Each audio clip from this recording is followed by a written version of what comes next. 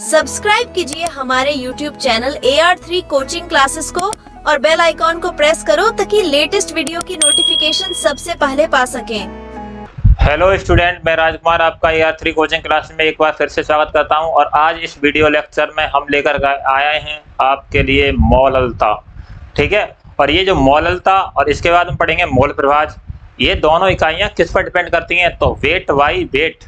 ठीक है, weight by wait, या फिर हम बोले ग्राम प्रति किलोग्राम में सांद्रता।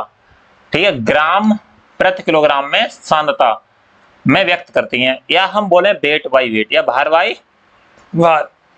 तो इसमें हम कुछ इकाइयां पढ़ेंगे, जैसे मौललता पढ़ेंगे और मोल प्रभाज पढ़ेंगे। तो इस प्रकार की सांद्रता इकाइयों में विलेय तथा विलायक या विलयन दोनों का ही द्रव्यमान प्रयुक्त किया जाता है।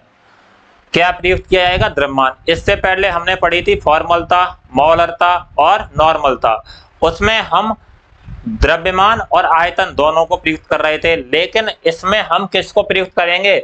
सिर्फ द्रव्यमान, दोनों का ही द्रव्यमान होगा। ठीक है, और ये तापमान परिवर्तित द्वारा अप्रभावित रहती हैं। जब आपको मालूम है कि द्रव्यमान या भार में दिया है तो वो ताप पर तो डिपेंड करेंगी नहीं। क्यों नहीं करेंगे? क्योंकि आयतन ही ताप पर निर्भर करता है, ये ताप पर निर्भर नहीं करता। तो ऐसी ही कुछ सांद्रता की राशियां निम्नवत हैं। तो हम पहले पढ़ेंगे मौललता। तो हेडिंग डाल लीजिए मौललता, और स्क्रीनशॉट लेना चाहते हैं तो ले लीजिए। डाल ली हेडिंग? तो देखिए मौललता क्या होती है।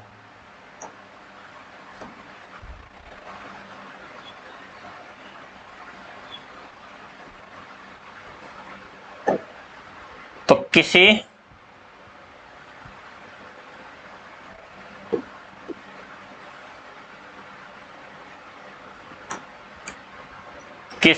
विलायक के 1 किलोग्राम, देखो शब्द यहां समझिए, पहले विलयन आता था, अब नहीं, अब यहां पर विलायक है मौललता में। तो किसी विलायक के 1 किलोग्राम या फिर 1000 ग्राम में उपस्थित विलेय पदार्थ के मोलों की संख्या को उस विलयन की मौललता कहा जाता है। तो क्या कहा? किसी विलायक के 1000 में उपस्थित विलेय पदार्थ के मोलों की संख्या, यानी विलेय पदार्थ के मोलों की संख्या या विलेय के मोलों की संख्या को उस विलयन की मौललता कहा जाता है। लेकिन विलयन नहीं है, यहाँ विलायक है, और इसे स्मॉल m से प्रदर्शित करते हैं। किससे प्रदर्शित करते हैं? स्मॉल m से। तो सूत्र क्या हो जाएगा? मौललता बराबर हो जाएगा विलेय के मोलों की संख्या, विलेय के मोलों की संख्या को n से रिप्रेजेंट करते हैं, बटे विलायक का द्रव्यमान। पर विलायक का द्रव्यमान किसमें? किलोग्राम में। किसमें? किलोग्राम में। तो मौललता बराबर क्या हो गया सूत्र? विलेय के मोलों की संख्या बटे विलायक का द्रव्यमान, किसमें? किलोग्राम में। अब हम यहां पर एक बात जानते हैं, मोलों की संख्या कैसे ज्ञात करते हैं? तो मोलों की संख्या बराबर होता है W अपॉन M। W मतलब द्रव्यमान बटे मॉलर द्रव्यमान या अणुभार, भार बटे अणुभार। मॉलर द्रव्यमान या फिर अणुभार। अणुभार को आणविक भार भी कहते हैं, तो इसके कई नाम है भाई। ठीक है, द्रव्यमान को भार भी लिख सकते हो तुम। तो फिर सूत्र क्या हो जाएगा? तो इस सूत्र में हम रखेंगे, तो सूत्र हो जाएगा ये, देखो, विलेय का द्रव्यमान, ठीक है, बटे विलेय का आणविक द्रव्यमान। विलेय का द्रव्यमान बटे, क्योंकि विलेय का द्रव्यमान बटे विलेय का आणविक द्रव्यमान, और इनटू विलायक का द्रव्यमान, किसमें? ग्राम में। अब यहां अगर तुम ग्राम में करना चाह रहे हो तो इसे 1000 में बदलना पड़ेगा, तो 1000 भाग ऊपर चला जाएगा। ठीक है, 1000 ऊपर हो जाएंगे। तो इस सूत्र को हम शॉर्ट में ये भी लिख सकते हैं, यहां लिख दूं मैं शॉर्ट में, स्मॉल m बराबर, ठीक है, लिख लीजिए यहां पर, स्मॉल m बराबर विलेय के द्रव्यमान को स्मॉल w से दर्शा दीजिए, इनटू 1000 बटे विलेय का आणविक द्रव्यमान, इसे कैपिटल M से दर्शा दीजिए, इंटू विलायक का द्रव्यमान किसमें, कैपिटल W से, लेकिन ये किसमें होना चाहिए, ग्राम में। ठीक है, बस ये सूत्र आप याद में कर लेना शॉर्ट में। ठीक है, ये सूत्र कहाँ से आया, इसी से बन गया, इस सूत्र से। ठीक है, कि विलेय के मोलों की संख्या, अगर यहाँ पर समझ में नहीं आया है तो देखो विलेय के मोलों की संख्या, तो विलेय के मोलों की संख्या के लिए सूत्र बना देंगे यहाँ पर, तब उसको चेंज कर देंगे ऊपर को। अगर मैं आपकी समझ में नहीं आया तो मैं यहाँ पर बता दे रहा हूँ, m बराबर जैसे विलेय के, लिख लीजिए कोई बात नहीं है, विलेय के विलेय का द्रव्यमान, ठीक है, किसमें, ग्राम में, और बटे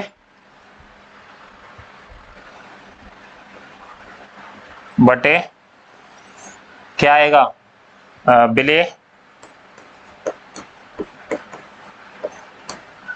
का आणविक द्रव्यमान या अणुभार। ठीक है, और ये देखो यहां पर इनटू विलायक का द्रव्यमान किसमें, किलोग्राम में। तो किलोग्राम में है तो उसे मैं ग्राम में बदलूंगा तो 1000 का भाग लगाऊंगा नीचे बटे, यहाँ पर मैं लगाऊंगा 1000 का, अगर मैं ग्राम का करूंगा तो 1000 ऊपर चले जाएंगे। तो ऐसे ही यहाँ पर मैंने यहाँ पर मान लो के ग्राम में लिखा, किसमें लिखा, ग्राम में, तो ये 1000 ऊपर पहुंच जाएंगे। ठीक है, 1000 ऊपर पहुंच जाएंगे बटे में। तो अगला सूत्र हमें यही प्राप्त होगा, जो शॉर्ट फॉर्म में m बराबर स्मॉल w इंटू 1000 बटे m into capital W। Capital W क्या है, विलायक का, कैपिटल W क्या है भाई, विलायक का द्रव्यमान। ठीक है, किसमें, ग्राम में। और स्मॉल w क्या है, तो स्मॉल w है तुम्हारा विलेय का द्रव्यमान ग्राम में। और कैपिटल M क्या है, तो कैपिटल M क्या है भाई, मोलर द्रव्यमान, विलेय का मोलर द्रव्यमान या विलेय का आणविक द्रव्यमान।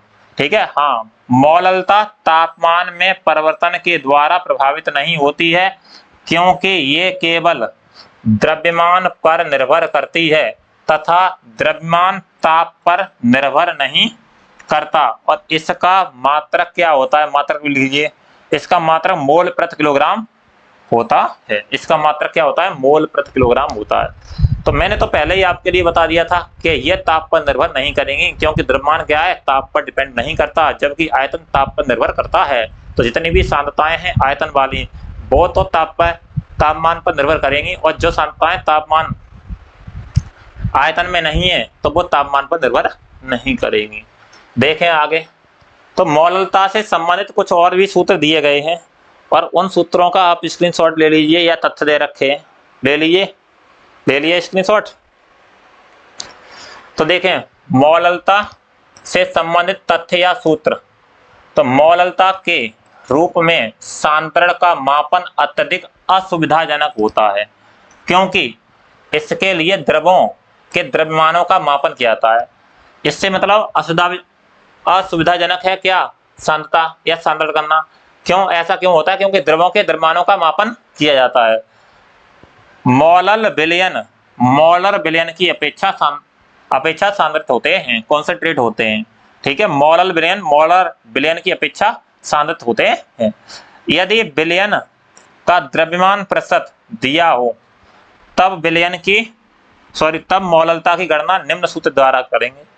तो देखो, द्रव्यमान प्रतिशत दिया हो तो बहुत अच्छा है कि द्रव्यमान प्रतिशत देकर सवाल दे देते हैं। तो देखो, मोललता, ये वाला सूत्र प्ले करें, विलेय का द्रव्यमान, ठीक है, विलेय का द्रव्यमान प्रतिशत, ठीक है, जो भी दे रखा हो 20% या 40% कुछ भी, बटे 100 माइनस x मतलब क्या है, विलेय का द्रव्यमान प्रतिशत, उसी को इंटू विलेय का आणविक द्रव्यमान इंटू 1000। तो इस सूत्र से हम क्या ज्ञात कर सकते हैं, अगर द्रव्यमान प्रतिशत दिया रखा हो विलयन का, तो उससे हम डायरेक्ट ही मोललता ज्ञात कर सकते हैं। हाँ, ये जो मैं बता रहा हूँ ये नीट IIT के लिए बेस्ट फार्मूला है। ठीक है, और 12th वालों के लिए तो यहीं तक ही बहुत है। ठीक है, वो सीधे सीधे न्यूमेरिकल्स पर देखेंगे या न्यूमेरिकल से आगे नोट्स करेंगे। अगर वो अच्छा या नीट IIT की तैयारी आगे करना चाहते हैं तो मैं जो आगे बता रहा हूँ इन बातों को भी नोट कर लें। ठीक है। अगला है मोलरता तथा मोललता के मध्य संबंध। तो ये संबंध क्या है? तो विलयन का घनत्व ज्ञात होने पर मोललता को मोलरता में तथा मोलरता को मोललता में निम्न संबंधों की सहायता से प्रदर्शित किया जा सकता है। तो यहाँ पर दो संबंध दिए होंगे। पहला संबंध क्या है? आपका दे रखा है एक मोललता m स्मॉल m बराबर मोलरता और बटे मोलरता बटे मोलरता इनटू विलेय का आणविक द्रव्यमान। ठीक है, लेकिन यहां याद रखेंगे घनत्व d माइनस है। ठीक है, घनत्व d माइनस मोलरता इनटू विलेय का आणविक द्रव्यमान बटे 1000। ठीक है, बटे 1000। पहले आप क्या करोगे? घनत्व लगा करके माइनस करने के बाद में इस सूत्र में नीचे वाले में लगा करके जो मान ज्ञात कर लेंगे वो मोलरता में भाग लगा देंगे, तो उससे आंसर हमें ज्ञात हो जाएगा। ठीक है, ये पूरा सूत्र है। अगला सूत्र देखें, मोलरता ज्ञात करनी है आपको। अगर मोलरता दी गई हो तो मोलरता इनटू घनत्व, ठीक है, बटे 1 प्लस मोलरता इनटू विलेय का आणविक द्रव्यमान बटे 1000। तो इन सूत्रों की मदद से आप अगर मोलरता दी है तो मोलरता ज्ञात कर सकते हो, और मोलरता दी गई हो तो आप मोलरता ज्ञात कर सकते हो। ठीक है, आगे पढ़ते हैं। तो आगे आए क्वेश्चन न्यूमेरिकल्स हैं। तो देखो 10 ग्राम कास्टिक सोडे को 500 ग्राम जल में घोला गया है, तो विलयन की मोलरता ज्ञात कीजिए। बहुत ही अच्छा क्वेश्चन है, तो आराम से देखें और समझें। देखो जिसकी मात्रा कम दी गई हो वो विलेय है, 10 ग्राम दे रखा है, तो विलेय का द्रव्यमान बताओ भाई। विलेय का द्रव्यमान स्मॉल डब्ल्यू बराबर कितना दे रखा है? 10 ग्राम। ठीक है, और कास्टिक सोडा है विलेय, तो विलेय का द्रव्यमान निकाल लिया। अब यहीं पर आप निकाल ले करो विलेय का आणविक द्रव्यमान। ठीक है, विलेय का आणविक द्रव्यमान या मोलर द्रव्यमान एक ही बात होती है।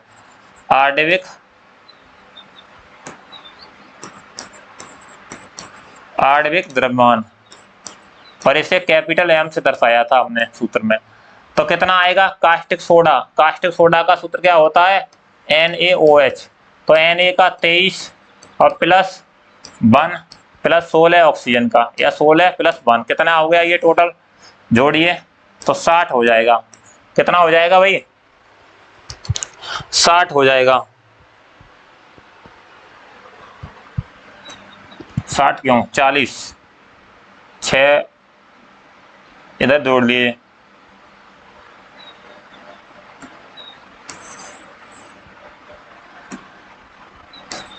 23, तो 3 और 1 4 और 6 10 का 0, 2 और 1 3 और 1 4, 40 हो गया। ठीक है, तो NaOH का 40 हो गया, तो लिख दीजिए यहाँ पर 40। हाँ भाई, समझ में आ रहा है। अब इसके बाद में विलयन, तो विलयन कितना दे रखा है?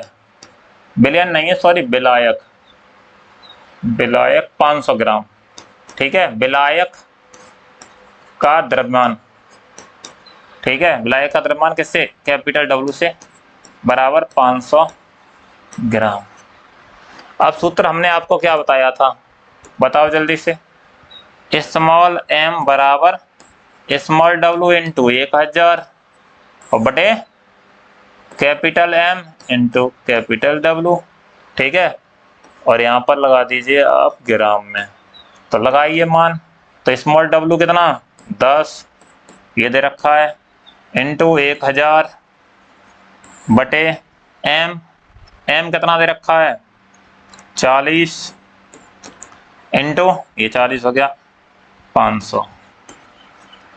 कितनी बार? 2 बार, और 2 से कितनी बार कट जाएगा? 20 बार।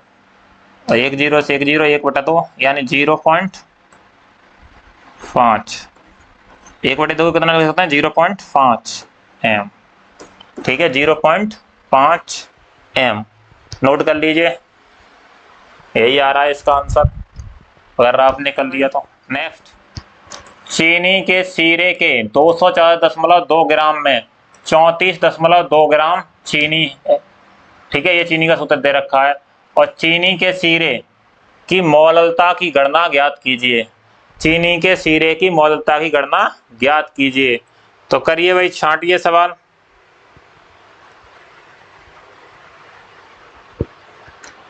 तो चीनी के शीरा यानी विलयन बना हुआ है, तो विलयन कितना दे रखा है 214.2 ग्राम, उसमें विलय कितना है इतना दे रखा है। तो देखो विलय बराबर, प्रश्न थोड़ा घुमा के है, तो विलय का द्रव्यमान स्मॉल w बराबर कितना है 34.2 ग्राम। विलयन कितना दे रखा है, अरे भाई विलयन कितना दे रखा है, क्योंकि चीनी का शीरा बना हुआ है, तो विलयन का द्रव्यमान बराबर, विलयन का द्रव्यमान बराबर दे रखा है। तो मैं विलयन के द्रव्यमान को दर्शाना चाहते तो WS से दर्शा लो, ठीक है। S मतलब सॉल्यूशन, 214.2 ग्राम, ठीक है, 214.2 ग्राम। हम यहाँ पर निकाल लें, क्या हो गया, चलो अब यहाँ पर निकाल लें विलय कितना है, विलायक, क्योंकि हमें विलायक की जरूरत है। विलायक का द्रव्यमान बराबर निकालना है। तो विलायक का द्रव्यमान हम कब ज्ञात करेंगे, अरे विलायक के द्रव्यमान को कब ज्ञात करेंगे, जब, तो कैपिटल W से दर्शाते हैं। कैपिटल W बराबर क्या आ जाएगा, WS minus small w। WS मतलब कहाँ दे रखा है 214.2 माइनस 34.2 ग्राम। तो घटा दीजिए, 2 में 2 का 0, ठीक है, और 2 में से 2 जाएंगे, इधर घटा लीजिए, 214.2 और यहाँ पर 34.2 घटाओगे तो कितना आएगा 0, और 4 में तो 4 गए तो 0, यहाँ कितना बचा है 10, 10 में से 3, 21 में से 3 गए तो 18, 180 आएगा। कितना आएगा 180, तो 180 ग्राम आएगा, ठीक है। कितना आएगा 180 ग्राम। तो विलय का द्रव्यमान 34.2 ग्राम, विलयन का द्रव्यमान WS बराबर, तो हमें विलयन से मतलब नहीं है, ठीक है, हमें था विलायक से मतलब। किससे था, विलायक से, विलायक के द्रव्यमान से, जो हमने ज्ञात कर लिया। अब देखो, अब विलय का मोलर द्रव्यमान निकाल लीजिए। विलय का मोलर द्रव्यमान या आणविक द्रव्यमान, कैपिटल M का मान। तो देखो चीनी का कितना होता है, चीनी का इसका निकालोगे तो 12 इंटू कार्बन का भी 12 और प्लस हाइड्रोजन का कितना 22 और प्लस ऑक्सीजन का कितना 11 इंटू 16, 11 ऑक्सीजन है। टोटल कैलकुलेट करोगे तो 342 आ जाएगा ग्राम प्रति मोल में, ठीक है। अब सूत्र क्या होता है, M बराबर होता है स्मॉल w इंटू 1000 और बटे capital M into capital W, और किस में, ग्राम में। फटाफट से लगा दीजिए मान। तो स्मॉल w का मान 342.2 इंटू 1000 और बटे M का मान कितना दे रखा है, तो M का 342 इंटू W का मान, तो W का मान आया है, ये रहा कैपिटल W का 180। फटाफट से कैलकुलेट कर लीजिए, 1 0 से 1 0 कैंसिल, ठीक है। और अगर मैं यहाँ से दशमलव हटा दूंगा ये, तो ये कट जाएगा पूरा, 342 से 342 ऊपर बचेगा 10 और नीचे बचेगा 18। भाग लगा दीजिए, तो 0.10 हटा दीजिए, 18 पंजे 90, 18 पंजे 90, 18 पंजे 90, 5 5 M आ जाएगा, ठीक है। तो क्लियर है भाई, कितना आया आंसर 0.55, और यही दे रखा है आपका।